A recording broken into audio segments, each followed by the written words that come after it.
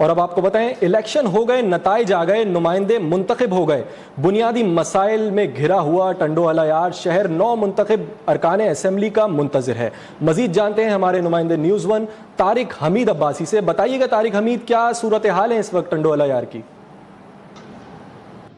جی، عام انتخابات 2024 میں کامیاب ہونے والے امیدوار جو ہے کہ پاکستان پیپلز پارٹی کے جو تینوں سیٹوں پر جو پاکستان پیپلز پارٹی کے امیدوار یہاں پہ کامیاب ہو گئے ہیں۔ اور ٹنڈو الایار ضلع کے مسائل کی بات کی جائے تو سب سے بڑا مسئلہ گیس کا ہے، اسٹریٹ لائٹ کا مسئلہ ہے، اور ٹنڈو الایار کے شہریوں کے لیے واٹر سپلائی کے لیے بہت بڑا ایک مسئلہ ہے، جس کے بعد سیوریج کا نظام ہے۔ ٹنڈو الایار میں ٹوٹی پھوٹی سڑکیں ہیں، ٹنڈو الایار میں نہ تو سیوریج کا نظام ہے، نہ تو ہیلتھ کا نظام ہے، نہ تو تعلیم کا نظام ہے۔ 100 سے زائد اس وقت بھی جو ہے کہ اسکول جو ہے کہ بند ہو چکے ہیں، اور 15 سال سے زائد جو ہے کہ پاکستان پیپلز پارٹی کی سندھ میں حکومت رہی ہے۔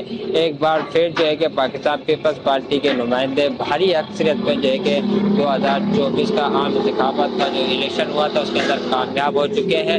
اب دیکھتے ہیں آنے والے جو امیدوار جو کامیاب ہوئے وہ ان مسائل کے اوپر کتنا کام کرتے ہیں اور کتنا کام نہیں کر سکتے۔ جی، حمید عباسی ہمیں آگاہ کر رہے تھے۔ اب آپ کو بتائیں، میاں والی کی تحصیل پپلا مسائل کی آماج گاہ ہے۔ شہر کی سڑکیں ٹوٹ پھوٹ گئیں، سیوریج کا نظام ناکارہ ہونے کی وجہ سے گلیاں اور چوراہے گندگی سے